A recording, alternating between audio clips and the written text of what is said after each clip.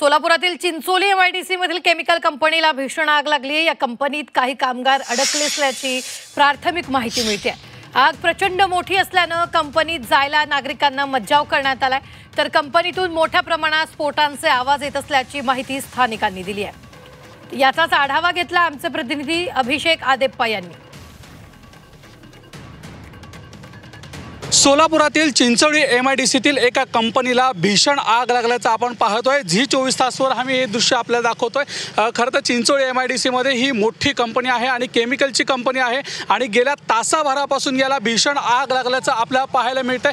आपण पाहू शकतो जवळपास लांबपर्यंत ह्याचा जो धूर आहे तो पसरल्याचं आपल्याला पाहायला मिळतंय। गेल्या 1 तासाभरापासून ही आग विझवण्यासाठी शर्थीचे खरं तर प्रयत्न सुरू आहेत। सोलापूर शहर असेल, मोहोळ तालुका असेल आणि आसपासच्या तालुक्यातून अग्निशामक दलाची यंत्रणा देखील या ठिकाणी कार्यान्वित करण्यात आलेली आहे। मात्र ही आग अद्यापपर्यंत आटोक्यात आलेली नाही।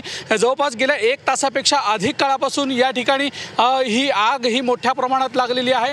आत या कारखान्यामध्ये काही जण अडकल्याची देखील प्राथमिक माहिती ही समोर येते। मात्र अद्याप किती माणसं आहेत आणि कशा पद्धतीचं नुकसान आहे हे समोर आलेलं नाही। पण आपण झी24 तासवर पाहू शकतो कशा पद्धतीने ही आग आता भडकताना दिसते।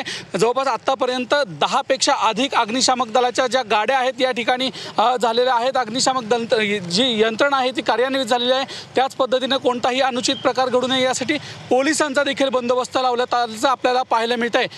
एकंदरीत आपण पाहतोय सोलापूर शहर परिसरातून तसेच आसपासच्या परिसरातून या ठिकाणी खाजगी वाहनं असतील किंवा अग्निशामक दलाची यंत्रणा असतील त्यांच्या वतीनं पाणी आणून या ठिकाणी आग विझवण्याचं काम हे युद्ध पातळीवर सुरू आहे।